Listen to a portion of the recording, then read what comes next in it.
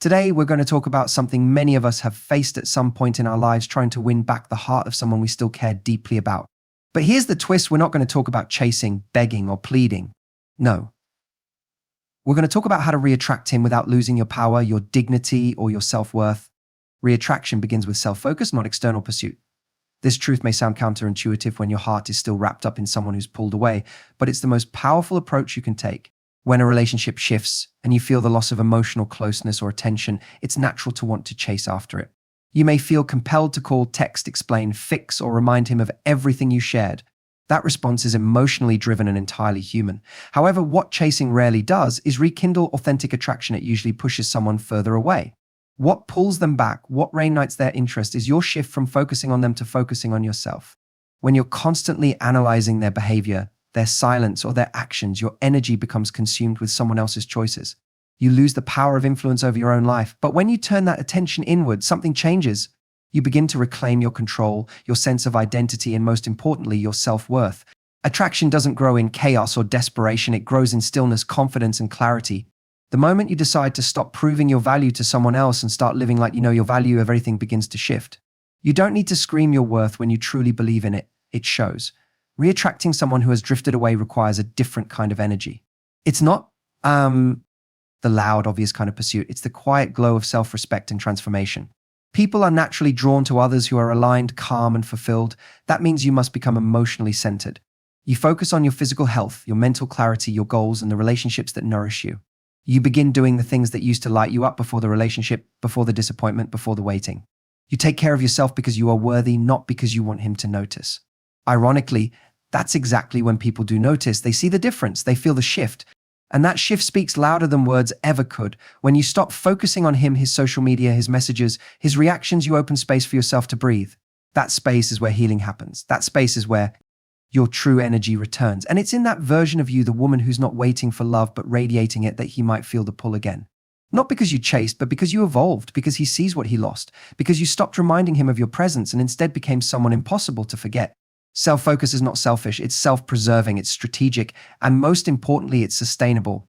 A relationship built on chasing and anxiety can't last, but one built on mutual respect, emotional independence, and authentic attraction has a chance to thrive.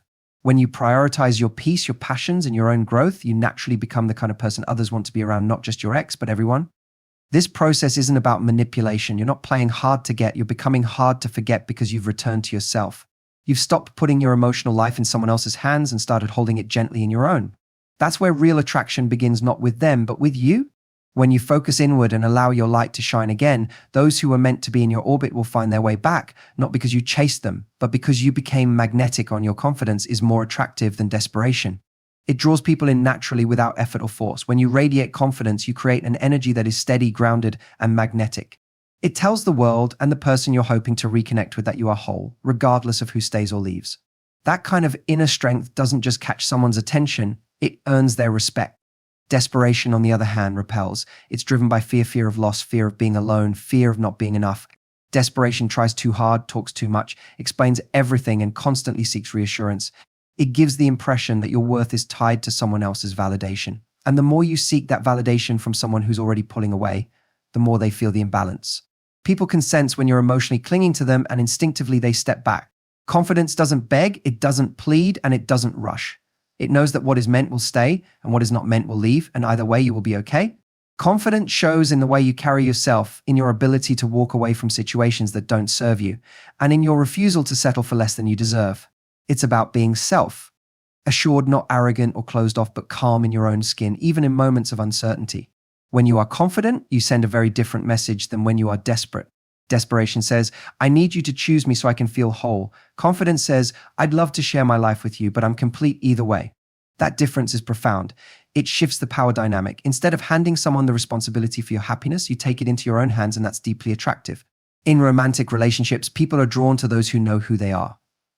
When you are confident, you aren't trying to force a connection, you're inviting it. You are not auditioning for someone's love. You are showing up as yourself, fully, without apology. And the right person sees that and responds to it. They feel drawn in by your ease, not overwhelmed by your need. This doesn't mean you have to be perfect or emotionless. Confidence doesn't mean you don't care. It means you care enough about yourself to honor your own worth. It means being able to say, I miss you, without letting that sentiment control your actions. It means being open to love while also being strong enough to let go if love is no longer being returned. People respect those who respect themselves. When you act from a place of confidence, you don't chase, you attract. You don't panic when there's silence, you stay centered. You don't try to convince someone of your value, you embody it. That energy creates curiosity and interest. It makes others wonder what's changed, why you're so calm, and why you no longer feel the need to fight for attention. That's why confidence is powerful. It changes how others perceive you and how they feel around you. It builds trust and admiration. It invites someone to lean in, not out. And most importantly, it gives you back your emotional freedom. Because whether they return or not, you are already standing on solid ground. You're not trying to be chosen. You've already chosen yourself. Space creates curiosity and desire. It's a concept that can feel counterintuitive, especially when emotions are high and the urge to fix, explain, or reconnect is strong. But space, real, intentional distance can be one of the most powerful tools in reattracting someone. It allows desire to breathe again. It gives two people the room to reflect, reassess, and potentially rediscover what made their connection meaningful in the first place. When you're constantly present in someone's life through texts, calls, social media likes, or emotional check-ins, there's no room for them to miss you. Familiarity, while comforting in a relationship, can also lead to emotional complacency. When someone always knows you're available, there's little mystery left. There's no space for longing or curiosity to build. But when you create space not with the intention to punish or manipulate, but to focus on your own energy and well-being, you subtly shift the dynamic. You give that person time to notice your absence, to feel what life is like without your constant presence. Curiosity is born in the unknown. When someone pulls away and you do the opposite of what they expect, when you don't chase, don't beg, and instead calmly step back, it surprises them. They wonder what changed. They begin to question where your attention went, whether you've moved on or what you're doing without them. That curiosity can lead to reflection, and reflection often brings up desire. Desire isn't maintained by closeness alone, it thrives on contrast. Think about how we value things that are rare, or how silence can make someone's voice more impactful. Emotional and physical space works the same way. When someone is too close for too long, it can start to feel overwhelming or routine. But when you step back, you offer them the gift of perspective. They can see you more clearly, and from that clarity, they can begin to feel again. Creating space also communicates something important about you: emotional maturity. It shows that you respect yourself enough not to force closeness or cling to something that may not be serving you at the moment. It demonstrates that you understand relationships are a two-way street and that you're willing to let things breathe rather than smother them. That's attractive, it's rare, and it makes people take notice. Sometimes when you step back, the person doesn't immediately come running. That doesn't mean the space was wrong, it means the process of rediscovery takes time. It takes moments of silence for someone to hear their own thoughts. It takes the absence of your voice for them to remember what it felt like to hear it. That's the beauty of space. It doesn't demand attention, it invites it. It's also important to understand that space isn't just for the other person, it's for you too. It gives you time to reconnect with your own identity, your passions, your inner peace. When you shift your energy inward, you start to glow in ways you didn't when all your focus was on the relationship. That glow becomes magnetic. It's subtle but powerful, and people feel it even from a distance. So while it might feel like pulling away could make someone forget you, the opposite is often true. Space, when used wisely and with self-respect, doesn't erase your connection. It gives it a chance to be remembered, appreciated, and potentially reawakened. It's not about playing games. It's about understanding human nature and trusting that what is meant for you will be drawn to your light, not your light, not your lie. Don't try to prove your worth, live your worth. It's one of the most empowering shifts you can make in any relationship, especially when someone has pulled away or your connection feels uncertain. The moment you stop trying to convince someone that you're valuable and start embodying that value in the way you live, everything changes. You stop acting from a place of lack and start moving from a place of abundance and self-respect. Trying to prove your worth often stems from fear, the fear of not being enough, of being replaced, or of not being chosen. It looks like over-explaining your intentions, constantly reaching out to maintain connection, or bending your boundaries just to keep someone close. It can even show up as performing, doing more, giving more, pleasing more, just to be seen. But this kind of behavior doesn't create deeper love or attraction. It creates imbalance. It places you in a position where your self-worth is determined by someone else's response to you, and that's a fragile foundation to stand on. Living your worth, on the other hand, is quiet confidence in action. It's knowing you bring value not because of how much you give or how hard you try, but simply because of who you are. You no longer feel the need to argue your position in someone's life or compete for their attention. You know that your presence, your energy, and your essence are enough, and that knowing radiates. It influences how you speak, how you carry yourself, and how you respond when someone pulls away or behaves inconsistently. When you live your worth, you start making decisions based on your standards, not your fears. You stop tolerating half-effort communication or vague connections that leave you emotionally drained. You recognize when something isn't aligning with your values, and instead of forcing it to work, you gracefully step back. That's not weakness, it's wisdom. It's understanding that love is not something to chase or prove. It's something to experience mutually, freely, and with dignity. People are naturally drawn to those who are grounded in their own value. When someone sees that you don't need to beg for love, that you won't overextend yourself to gain attention, they take notice.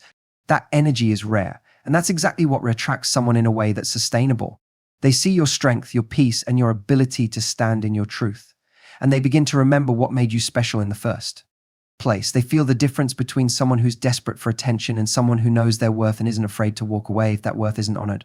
Living your worth also gives you freedom. You're no longer held hostage by someone else's feelings, texts, or choices. You stop analyzing every move they make and instead focus on your own path. You become the main character in your own story again, and that shift is not just powerful, it's magnetic. You begin to glow in ways you didn't when you were trying so hard to be validated. In relationships, attraction isn't about effort, it's about energy. When you live your worth, your energy changes. You don't chase, you don't prove, you don't perform, you simply exist in a way that speaks for itself. And those who are meant to be in your life will feel that energy and rise to meet it. They won't need to be convinced, they'll just know. Energy is contagious. Whether you realize it or not, the way you carry yourself, the mood you're in, the thoughts you think, the way you speak affects everyone around you. You've probably felt it before when someone walks into a room and instantly lifts the atmosphere with just their presence. Or the opposite when someone brings in tension, stress, or neediness and it spreads silently like wildfire. We're all emotional transmitters. What you radiate is what others pick up on, and it plays a huge role in attraction and connection. In the context of relationships, this truth becomes even more powerful. If you're in a place of emotional need, fear, or desperation, even if you say all the right things, people will feel that unsettled energy. It doesn't matter how carefully you craft your words or how much you try to appear okay, your energy tells the truth. It reveals your inner state more than anything else. And when that energy feels heavy, pressured, or anxious, it can push people away. Not because you're unworthy, but because the vibe doesn't feel safe or peaceful. On the other hand, when your energy is calm, grounded, and confident, it draws people in without you needing to try. There's something magnetic about a person who is fully present in themselves, someone who is not trying to prove anything, not overanalyzing every interaction, but simply being. That energy feels light, open, and inviting. It allows others to relax and feel good in your presence, and that's when genuine connection starts to form or reform. This is why your internal world matters so much more than you think. If you're constantly obsessing over whether someone likes you, if they'll come back, or what they're doing, you're leaking anxious energy into every interaction, even if you never say those things out loud. But when you turn inward and focus on cultivating peace, purpose, and joy within yourself, that shift becomes noticeable. People start to feel better just by being around you. They can't always explain why, they just know they're drawn to you. What's powerful is that you have control over your energy. You're not a victim to your circumstances or emotions. You can choose what you focus on, how you care for yourself, and how you respond to things outside your control. The more you pour into your well-being, the stronger your energy becomes. And that energy becomes your signal to the world. It says, I'm grounded, I'm whole. I'm not here to chase or beg. I'm here to share something meaningful. When you're radiating positive, self-assured energy, it makes others want to lean in. Even someone who may have pulled away starts to feel that change. They sense the shift, and it creates curiosity. They wonder what's different, why you feel so balanced, why your energy no longer revolves around them. That intrigue can reawaken attraction in a way that no words or actions could force. The beauty of contagious energy is that it not only affects how others respond to you, it changes how you feel about yourself. You start attracting more than just romantic interest. You attract peace, clarity, better friendships, new opportunities, and people who reflect the energy you've cultivated within yourself. Because when you elevate your energy, your entire life rises with it. If he's meant for you, you won't have to chase him. This idea can be hard to accept, especially when emotions are involved and you deeply want things to work out. But love that is real and meant to last doesn't require you to compromise your self-worth or constantly fight for someone's attention. It flows, it reciprocates, it shows up without you having to beg for it. When someone is truly meant to be in your life, they won't make you question your place in theirs. Chasing often comes from fear, the fear of losing someone, of being rejected, or of not being chosen. That fear can lead you to act in ways that feel out of character. You might overextend yourself, overcommunicate, or hold on tightly even when things feel one-sided. You start to think that if you just try a little harder, say the right thing, or prove your worth, they'll see what they're missing. But the truth is, real love doesn't need to be earned through effort. If he's meant for you, he'll come toward you willingly. He'll meet you halfway. When you chase someone, you're not giving them the opportunity to choose you freely. You're trying to convince them. But a relationship based on convincing is never stable. Attraction and commitment have to come from a genuine place, not from pressure or persuasion. If someone feels unsure or is pulling away, chasing only confirms that imbalance. It puts you in the position of seeking validation instead of standing in your value. And the more you chase, the more they feel they don't have to move. The more you pursue, the more they withdraw. When someone is meant for you, they will naturally want to be near you. They won't create confusion with mixed signals, ghosting, or emotional inconsistency. Instead, they will prioritize connection, communicate clearly, and make room for you in their life. You won't have to question where you stand or wonder if you're being too much. Real love brings peace, not anxiety. Letting go of the need to chase is not about giving up on love. It's about trusting that what's real will remain or return without force. It's about knowing that if he truly values you, he will see your worth without needing to be reminded constantly. He will be drawn to your presence, not because you pushed, but because you stood still in your power. This kind of mindset takes emotional strength. It means being willing to walk away from what isn't choosing you and being patient enough to allow the right person to show up in the right way. It requires you to believe that love is not something you have to fight for to the point of self-sacrifice. It's something that finds you when you align with your truth and let go of those who cannot meet you there. People often discover what they truly want in your absence, not your presence. If he's meant for you, he'll realize what you bring into his life without constant reminders. He'll come back not because you chased him, but because he chose you freely, intentionally, and with clarity. And that kind of love is worth waiting for, not because you're sitting idle,